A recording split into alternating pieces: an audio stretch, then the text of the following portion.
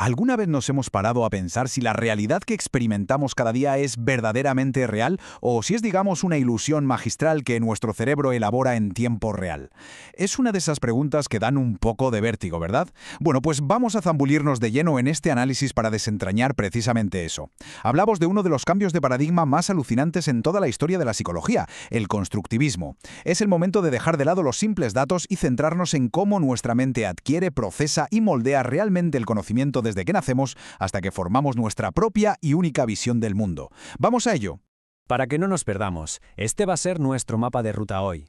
Empezaremos definiendo qué es esto del constructivismo. Pasaremos por la psicología de la Gestalt, el constructivismo de Piaget, los constructos personales de Kelly y cerraremos con un debate épico: constructivismo frente a objetivismo. Así que arrancamos con la sección 1, la definición del constructivismo y las raíces filosóficas de donde surge todo esto. Para entender de verdad este cambio de paradigma y todo lo que implica, tenemos que hacernos la gran pregunta que ha traído de cabeza a los pensadores durante siglos. ¿Nacemos ya con un conocimiento innato sobre nuestro entorno, dotados de verdades inamovibles? ¿O, por el contrario, la mente es una tabula rasa, un lienzo en blanco que se limita a grabar de forma pasiva el mundo exterior a medida que crecemos? La respuesta que elijamos altera por completo cómo entendemos la experiencia humana.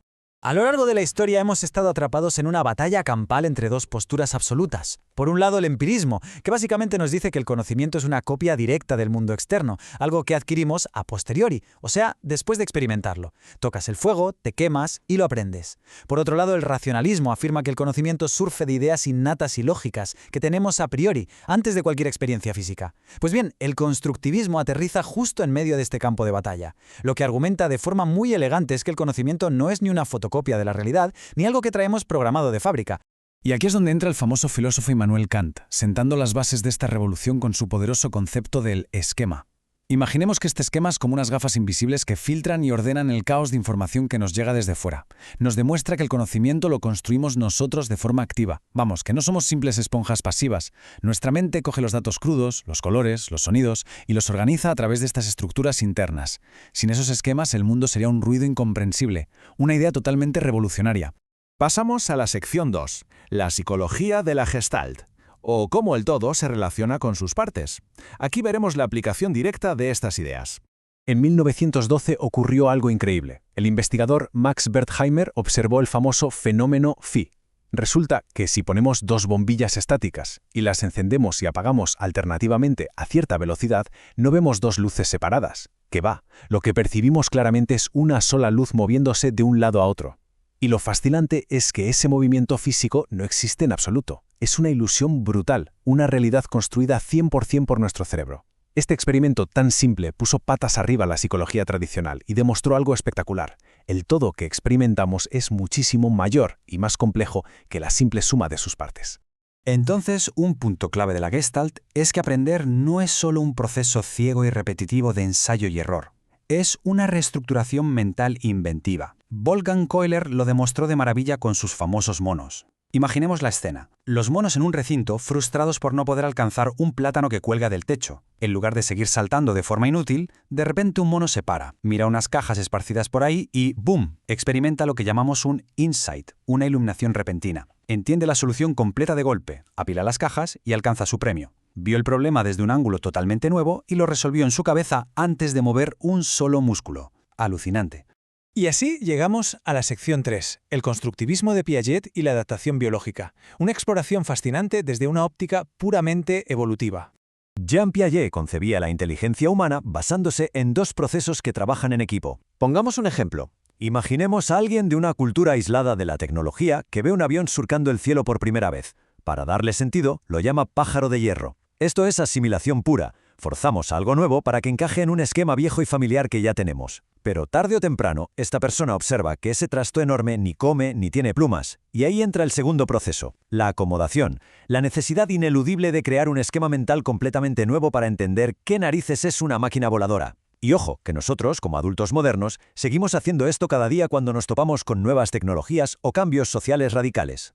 Esta secuencia de aquí expone el auténtico motor de nuestro crecimiento cognitivo. Nuestras estructuras mentales siempre buscan un estado de paz, de equilibrio. Pero cuando la realidad exterior no encaja con lo que creemos, saltan las alarmas. Aparecen inconsistencias internas, lo que genera disonancia cognitiva, que es una sensación mental súper incómoda. Para aliviar esa tensión y volver a la tranquilidad, nuestra mente se pone manos a la obra y construye modelos nuevos. Básicamente aprendemos porque equivocarnos nos resulta muy incómodo a nivel cognitivo. Es una maquinaria vitalicia de construcción de conocimiento. Sigamos avanzando hacia la sección 4, los constructos personales de Kelly. El ser humano como científico, un enfoque que cambió las reglas del juego en 1955.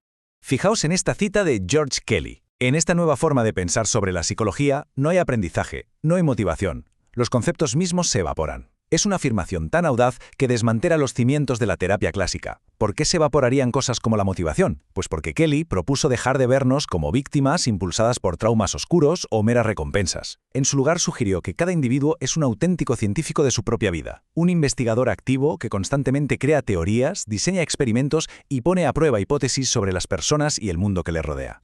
Su postulado fundamental nos revela que navegamos por el mundo filtrando la inmensa complejidad de la vida a través de nuestras propias categorías en blanco y negro.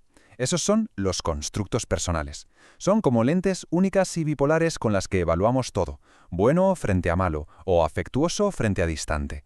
Lo verdaderamente revelador es que esto explica por qué dos personas pueden vivir el mismo silencio en una cena y mientras una lo filtra como algo respetuoso, la otra, usando unas gafas diferentes, lo siente como hostil y distante. Es la misma realidad física exacta, pero produce dos mundos emocionales totalmente opuestos. Y aquí tenemos el ciclo de la experiencia, que refleja la idea de Piaget pero aplicada directamente a nuestras relaciones diarias. Imaginemos que anticipamos que un compañero de trabajo va a ser un egoísta. Nos metemos en la situación con esa mentalidad, llega el encuentro y resulta que nos sorprende con un gesto increíblemente generoso. La realidad nos acaba de dar un bofetón y ha desmontado nuestra hipótesis. Según Kelly, este es el instante crítico en el que nuestro sistema entero de creencias tiembla y tiene que revisarse. Básicamente estamos obligados a reescribir nuestra visión del mundo cada vez que la realidad hace añicos nuestras expectativas. Para ayudar a quienes estaban atrapados en constructos tóxicos e inútiles, Kelly inventó una técnica casi teatral alucinante, la terapia de rol fijo. Le pedía al paciente que escribiera una biografía sobre sí mismo. Luego el terapeuta le daba la vuelta por completo, inventando un personaje ficticio con características totalmente opuestas a las creencias limitantes del paciente. El paciente tenía que interpretar, actuar y vivir como ese nuevo personaje durante unas 2 semanas en su día a día. Era como un laboratorio de pruebas seguro.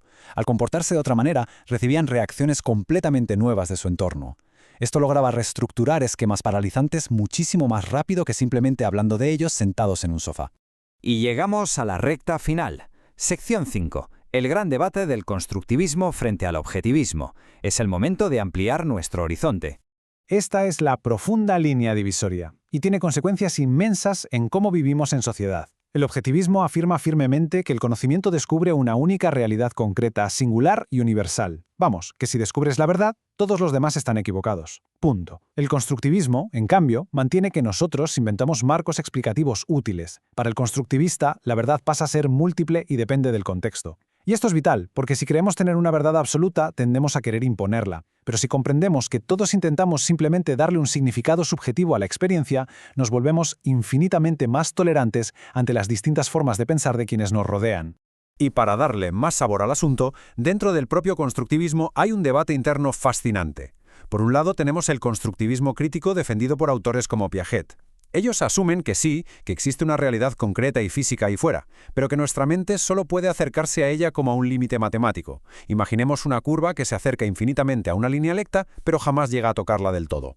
En el lado opuesto, el constructivismo radical adopta una postura idealista implacable. Sostiene que la naturaleza última de la realidad es sencillamente inaccesible, un misterio insondable, y que lo único de lo que podemos hablar con certeza es de la experiencia puramente humana y de cómo decidimos interpretarla.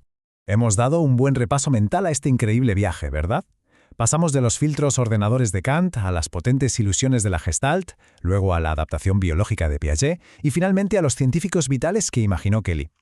Todo apunta a una conclusión transformadora. Por eso, cerrar este análisis con una reflexión del pionero de la cibernética Heinz von Foster es el broche perfecto. Si el observador es de hecho inherentemente inseparable de lo que observa, nos vemos forzados a preguntarnos, ¿es la realidad objetiva una simple ilusión? Es muy posible que cualquier observación que hagamos del universo revele muchísimo más sobre nuestra propia forma de observar que sobre el universo en sí. Es una idea que te vuela la cabeza y que sin duda nos invita a cuestionar de por vida cómo construimos día tras día el mundo que habitamos.